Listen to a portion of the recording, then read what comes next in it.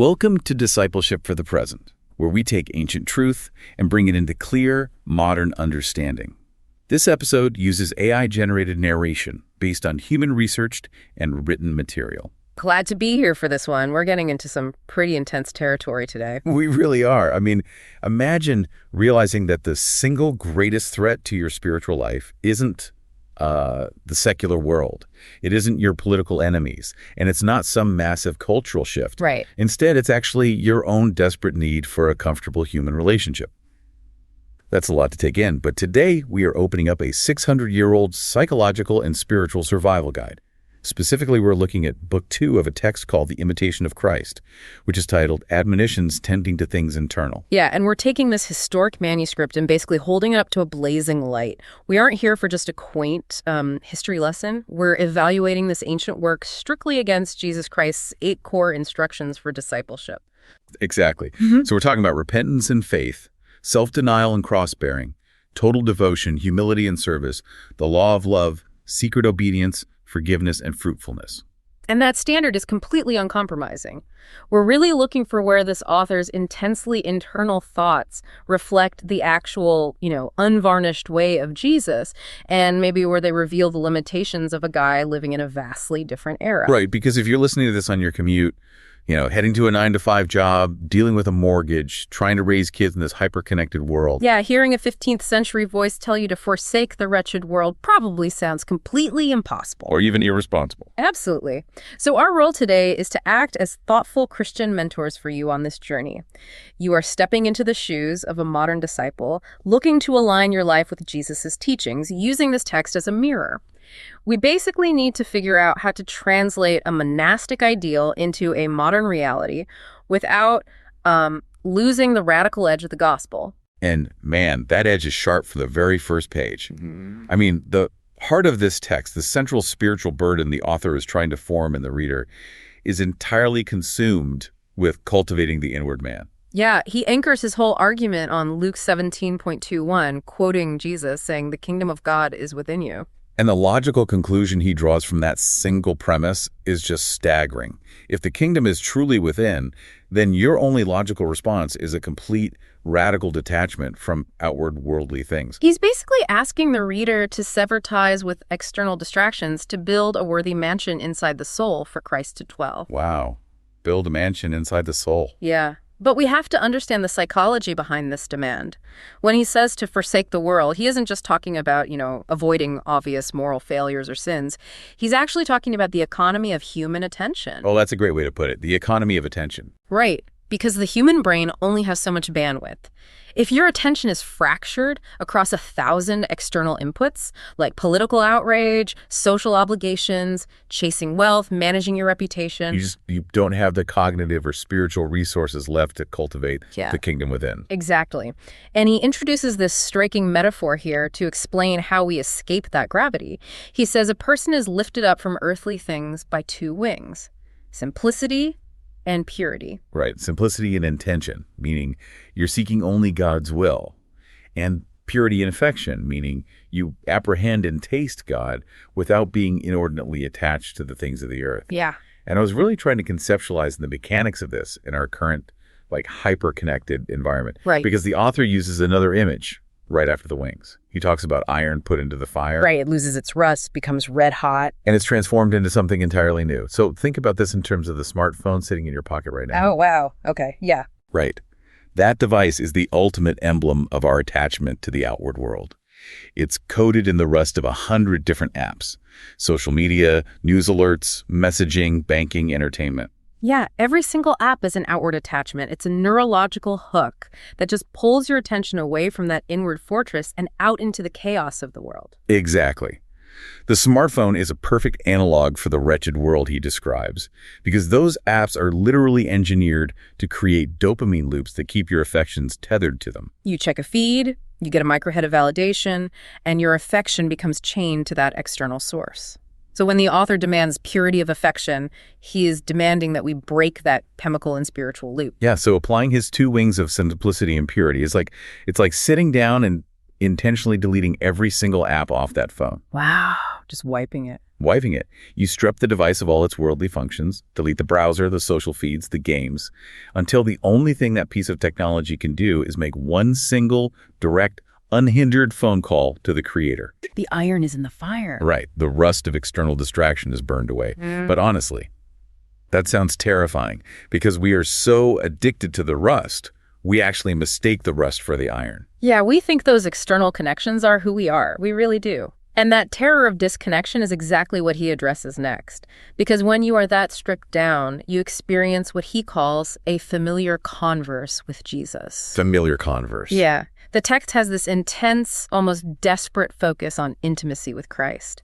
He writes that when Jesus is present, all is well and nothing seems difficult.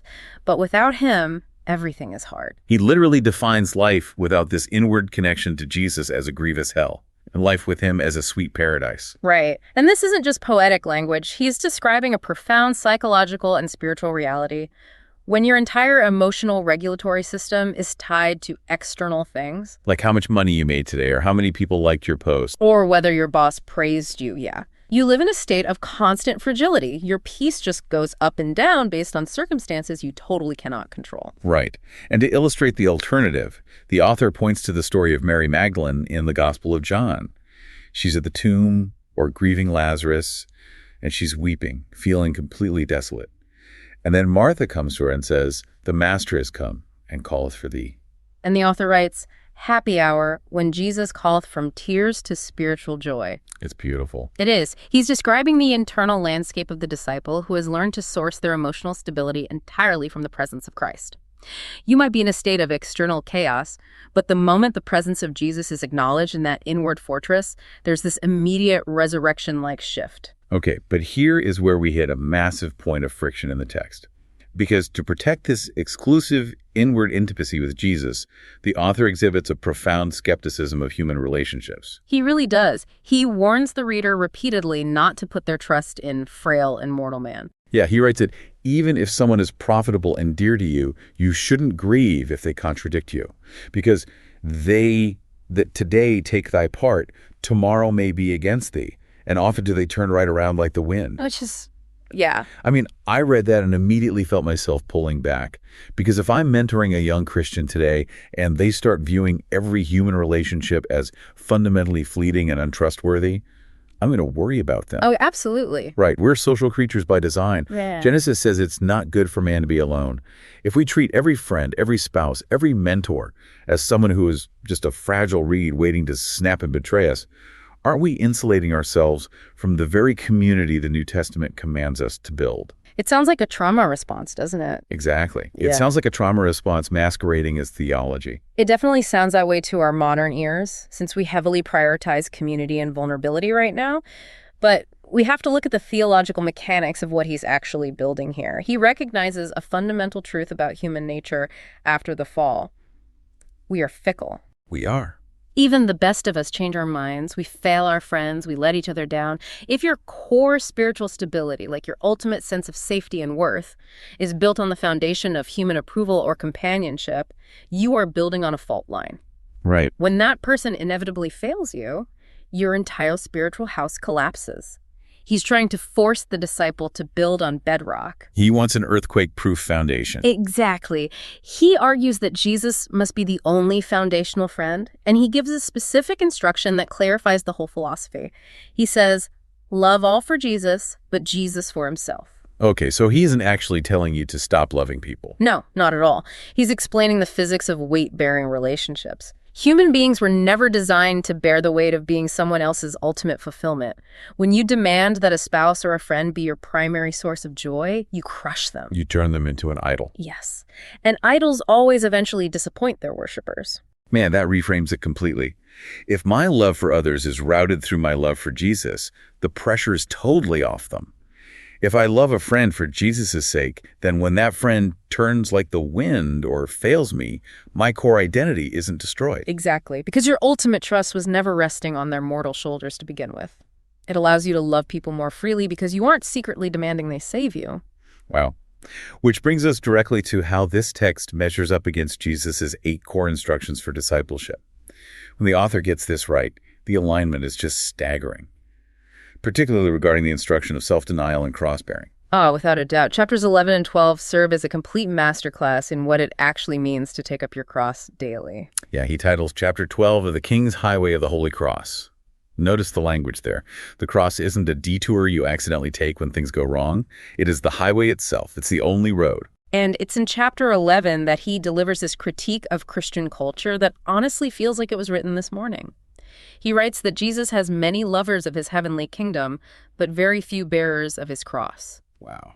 He says, many follow Jesus unto the breaking of bread, but few to the drinking of the cup of his passion. That is a piercing psychological observation. Yeah.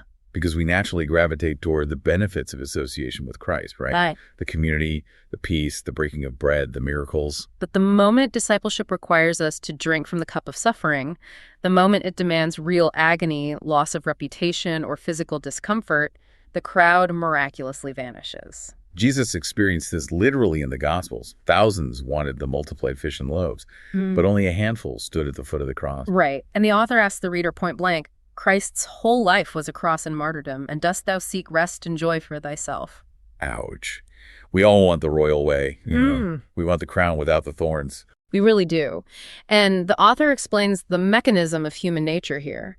He insists that if you look to yourself, your flesh will naturally hate the cross and flee from it. Your biological imperative is to avoid pain and seek comfort. Right? But he says if you trust in the Lord, fortitude is given from heaven. He completely shatters the modern illusion that you can be a faithful disciple of Jesus while simultaneously optimizing your life for maximum personal comfort. Yeah, those two things cannot coexist. Yeah. And that leads directly into another core instruction, which is humility and total devotion. Jesus commands his followers to seek first the kingdom and to be the servant of all. And the author tackles this by demanding we see ourselves accurately before God, which requires setting oneself in the lowest place. He quotes Jesus from Luke 17, saying that even when we have done all that is commanded of us, we must pronounce ourselves to be unprofitable servants. Which is an incredibly abrasive concept today. I mean, we live in an era of self-esteem where we're constantly told to recognize our own worth, manifest our own success, take credit for our achievements. So to call yourself an unprofitable servant feels almost psychologically damaging by modern standards. It does, but we have to look at how he applies this humility. He is primarily warning against spiritual pride, which he sees as far more dangerous than worldly pride. How so? Well, if God gives you spiritual comfort, a profound sense of peace, or a breakthrough in prayer, the author insists you must receive it with deep thankfulness. But you have to understand, it's entirely a gift. It is not a merit badge you earn because you are some superior Christian. Right. If you become puffed up by your own spiritual highs, you're setting yourself up for a catastrophic fall when the comfort inevitably fades. True humility in this framework is acknowledging that any good in you is the grace of God and giving all glory to the Most High. It kills the ego's constant need to be the hero of its own story. And when you kill the ego, it fundamentally changes how you interact with others, which actually touches on the instructions regarding the law of love and forgiveness. The author dedicates an entire section to what he calls a peaceable man, and his definition of being peaceable is deeply uncomfortable. He points out that it's no great achievement to associate with the good and gentle. Because everyone naturally enjoys people who agree with them and validate their opinions. Exactly. But he says true grace, a commendable and manly thing, is the ability to live peaceably with hard and perverse persons, or people who actively go contrary to us. This is the direct reflection of Jesus' command in the Sermon on the Mount, love your enemies, pray for those who persecute you. If you only love those who love you, what reward do you have? Even tax collectors do that. Right. But the author pushes this into the mechanics of conflict resolution with a standard that is, honestly, physically painful to read.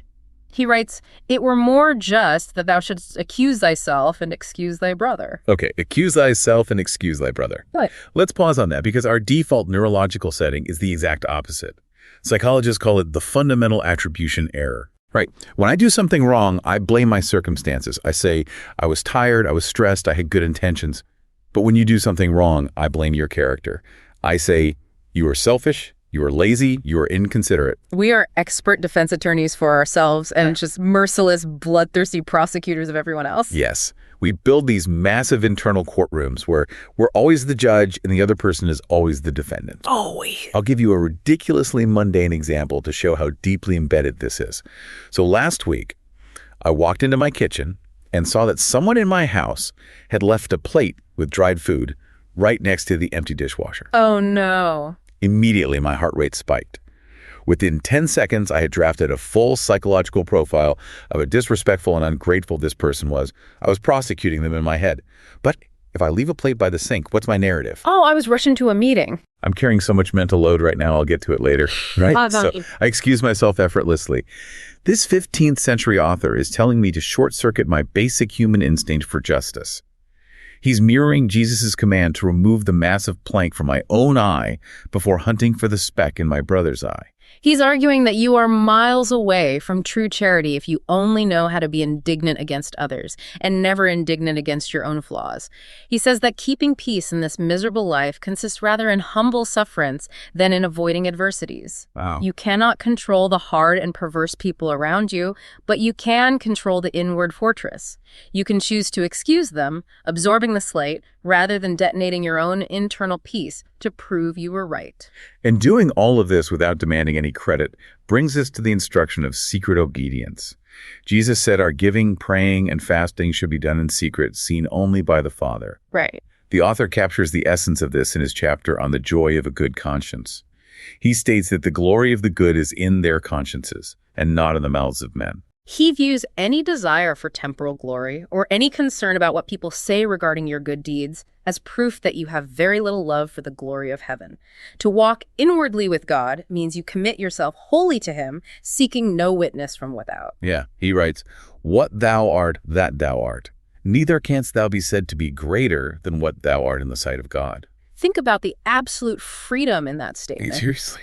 In a modern society where we are constantly performing, curating our resumes, filtering our photos, managing our personal brands, this text offers an escape hatch. It really does. If you truly believe that you are exactly what you are in the sight of God and nothing more, the exhausting treadmill of public relations just stops. The anxiety of being misunderstood vanishes. So, regarding self-denial, the cross, humility, forgiveness, and secret obedience, this ancient text is just a blazing fire of truth. It exposes our modern compromises brilliantly. However, Here comes the however. to understand some of the more extreme, isolating language in the text, we really have to look at the historical and human context. Because this book wasn't written in a vacuum.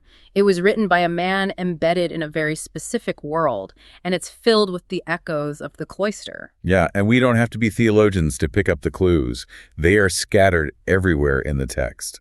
The author talks about religious brethren relying on holy books and the comfort of sweet chanting and hymns. Right. He's writing from within a highly structured, communal, monastic environment. Specifically, he was part of the Devotio Moderna movement in the 14th and 15th centuries. Okay, Devotio Moderna, what exactly is that? It was a movement that sought a return to intense personal piety and inner contemplation, often away from the corruption they saw in the broader world.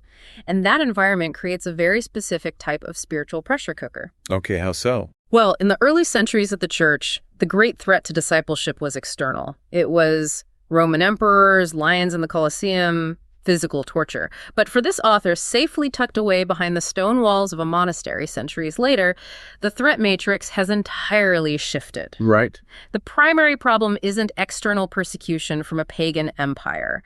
The primary problem is the internal vicissitudes of the soul. Vicissitudes is a very 15th century word for a very timeless reality. It's the spiritual roller coaster. It's the violent whiplash of feeling like God is sitting right next to you in the pew on Sunday morning and feeling completely ghosted by the universe by Tuesday afternoon. Exactly. The author agonizes over the fact that spiritual fervor comes and goes, as he puts it, according to the good pleasure of his own will. Yeah, he dedicates a profound chapter to this, titled Of the Want of All Comfort.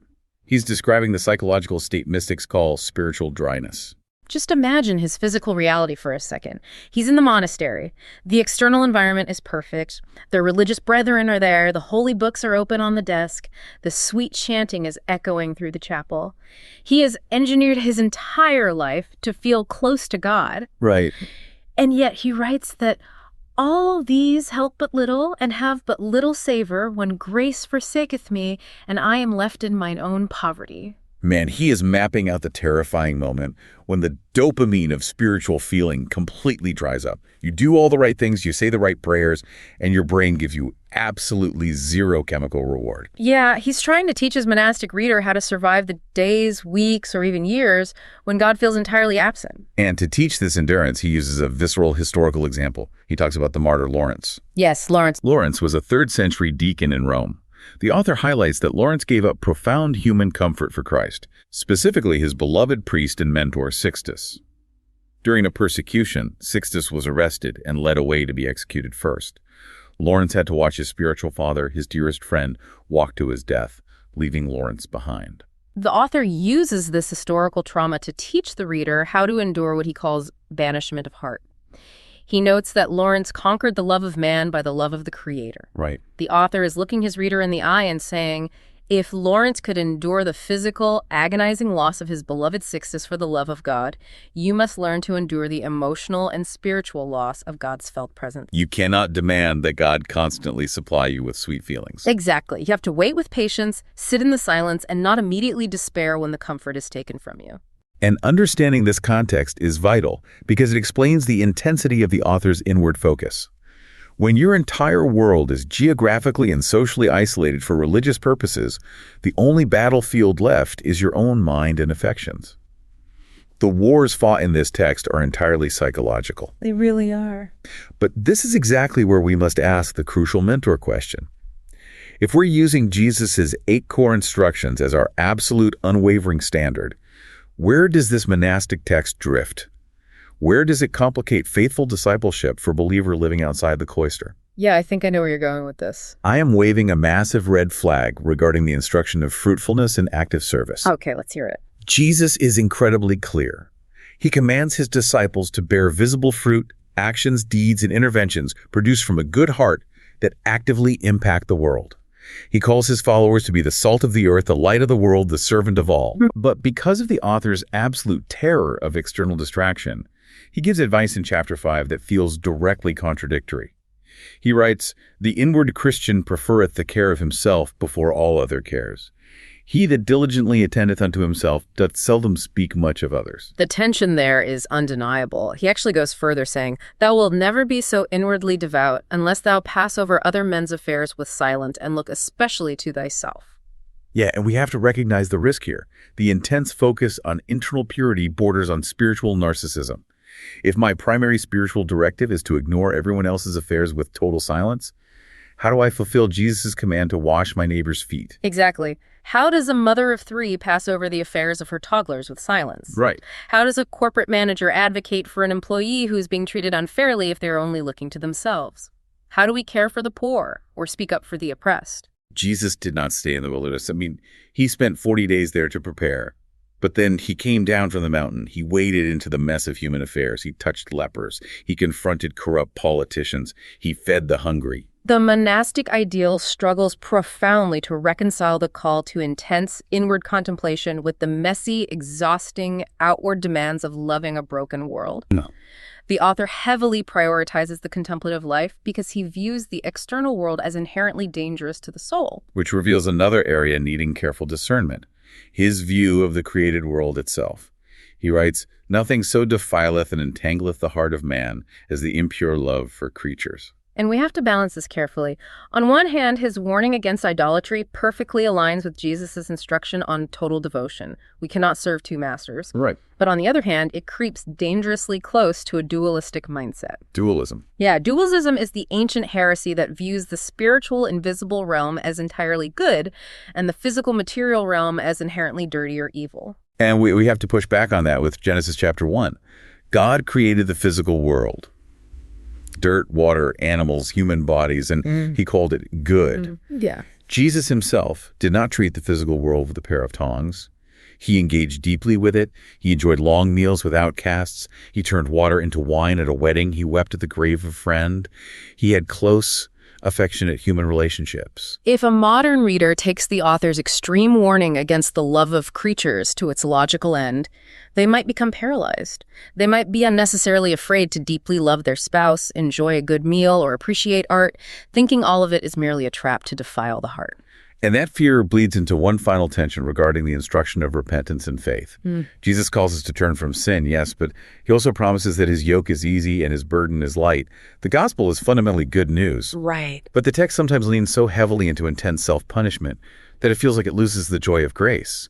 The author uses phrases like chastise the body, lead a dying life, and commands the reader to despise himself. Mortification of sin, putting our selfish desires to death, is a deeply biblical concept.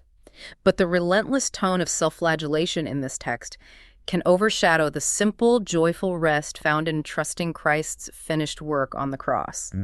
We are saved by faith in Jesus, not by how thoroughly we can succeed in making ourselves miserable. The text rightly commands us to rely on God's grace, but the method it sometimes prescribes for living out that reliance feels more like a grueling, joyless endurance test than the abundant life Jesus promised. That's beautifully said. So we've seen where the text is brilliant, and we've navigated its historical blind spots. Now we have to do the work of translation. We need to strip away the 15th century monastic noise and apply these core truths squarely into the reality of a 21st century Christian life. Right, let's look at how this text challenges the way we think, work, and follow Christ today. Let's start with the author's critique in chapter 11. He talks about people who praise and bless Jesus only so long as they receive comforts from him.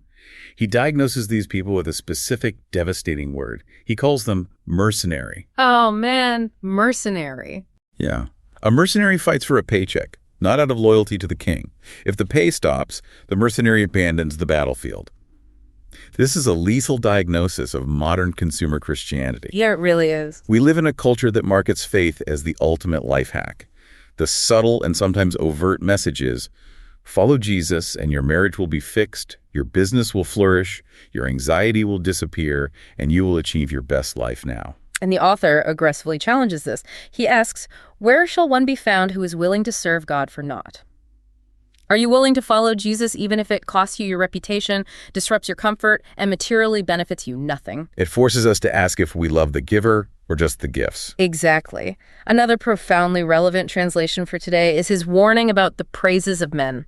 We touched on this with Secret Obedience, but apply it specifically to our modern digital panopticon. Ah, yes. We live in an era where external validation is the currency of society. We quantify our exact social worth by the number of likes, retweets, and followers we have. We perform our righteousness online to signal our virtue to our tribe. Think about the physical sensation of posting a good deed or a profound spiritual thought online. You hit publish, and instantly your brain starts anticipating the chemical rush of the first like. But then the anxiety sets in. Right. What if no one comments? What if it doesn't get traction? The motivation subtly shifts from serving God to managing a brand. The author's insistence that thou art, is a radical, subversive act of rebellion against the attention economy. Doing good when there is absolutely no audience, no camera, and no platform is the only way to starve the ego and build an identity that doesn't collapse when the Wi-Fi goes down. That's so true. And if we apply his teachings on the peaceable man to modern conflict, it completely upends our current grievance culture. Oh, completely. We live in an age of recreational outrage. Exposing others' flaws online, demanding our rights, and publicly destroying those who disagree with us is not just common, it is celebrated as a virtue. We call it holding people accountable. Cancel culture is built on the exact opposite of excusing thy brother. But the author warns that a passionate man turneth even good into evil. He demands that we secure our own inward peace before trying to bring peace to others. Instead of weaponizing our anger to force the world to comply with our sense of justice, the text challenges us to endure. He writes, "He that can best tell how to suffer will best keep himself in peace." This requires us to lay down our rights, which is the very essence of taking up the cross. And this brings us to the most crucial part of our evaluation, practical application. We want to challenge you directly. How do you actively put these ancient, demanding insights into practice this week? We've actually extracted 3 specific tests to help you examine your own discipleship. Okay, practice number 1 is the want of comfort test, drawn from chapter 9 regarding spiritual dryness. Think about your routine. There will be a morning this week when your spiritual practices feel utterly dead. Like the worship music sounds like noise, the Bible feels like a dry history textbook, and your prayers feel like they're bouncing off a concrete ceiling. Exactly. And when that happens, what is your reflex? Do you abandon the practice because you aren't getting anything out of it? Do you complain that you aren't being fed? Your question for reflection this week: can you worship God purely for who He is and not for the dopamine hit of spiritual comfort He sometimes provides? Can you stay in the room when the feelings leave? That's a tough one. Practice number 2 is the excusing others exercise. This directly targets our pride. We are taking the author's standard of humility, accusing ourselves and excusing our brother. Right. Sometime in the next few days, you are going to experience a conflict. It might be a passive-aggressive email from a coworker, a sharp comment from your spouse, or someone cutting you off in traffic. When your heart rate spikes and your brain starts building a prosecution case against their character, stop. Try to instinctively imagine a generous reason for why they did what they did, while strictly examining your own internal reaction. Your action item. Find one specific instance this week to let a slight against you go completely unanswered. Do not defend yourself. Do not explain why you were right. Just absorb it, excuse them, and release it to God. That is going to burn. It really is. Practice number 3 is seeking the cross. The author made it clear that our flesh naturally seeks the royal way. We seek convenience and flee from suffering. Identify one area of your daily life where you are routinely choosing comfort, convenience, or self-preservation over Christ-likeness. What does taking up the cross actually look like in your specific workplace or your home today? Is it volunteering for the tedious project no one else wants to touch? Is it giving up your evening downtime to truly listen to a friend who is in crisis, even when you are exhausted? Stop trying to engineer a life without friction. Stop running from the heavy wood of the cross and willingly step under it. As we draw these threads together for our final assessment, we really have to synthesize what is spiritually vital here while maintaining our discernment. The verdict on Book 2 of the Imitation of Christ is that it stands as an unparalleled, timeless masterpiece regarding the instructions of self-denial, total devotion, and secret obedience. Yeah, if you feel like your faith has become comfortable, consumer-driven, or entirely dependent on the applause of your peers, this text acts as a spiritual defibrillator. That's a great image. It will shock a lukewarm heart back into a stark, awe-inspiring reverence for the cross of Jesus. It forces you to stop outsourcing your spiritual stability and build an internal fortress where Christ alone rules. But here is the necessary guardrail. You cannot stop at the walls of that inward fortress. Yeah. You must take the author's intense inward focus and pair it firmly with Jesus's outward commands. Yes, you must cultivate the purity of the inward life. You must strip away the idols and delete the rust. But remember that Jesus builds that fortress inside you so that He can eventually send you out of it. You are fortified inwardly precisely so you have the resilience and strength to love your enemies outwardly, to serve the broken physically, and to bear visible, tangible fruit in a desperate, messy world. Don't let the pursuit of internal peace become a pious excuse for external apathy. You need the two wings of simplicity and purity, but those wings are meant to carry you into the world as a servant, not just away from it as an escape. Beautifully said. Before we close, I want to leave you with one final provocative thought to mull over. It builds on a passing comment the author makes in chapter 12. He states that if you cast away one cross, without doubt you will find another, and perhaps a heavier one. Right. You cannot escape suffering in this life. It is mathematical certainty. But it makes me wonder about our modern epidemic of burnout. We are a society that is perpetually exhausted. What if the deepest spiritual and emotional exhaustion you are feeling right now isn't actually from carrying the cross of Jesus? Wow. What if your exhaustion comes from the endless, frantic effort of constantly trying to run away from it? That's the heart of this section. This is discipleship for the present, where understanding leads to clarity, and clarity shapes how we see and live. We'll see you in the next episode.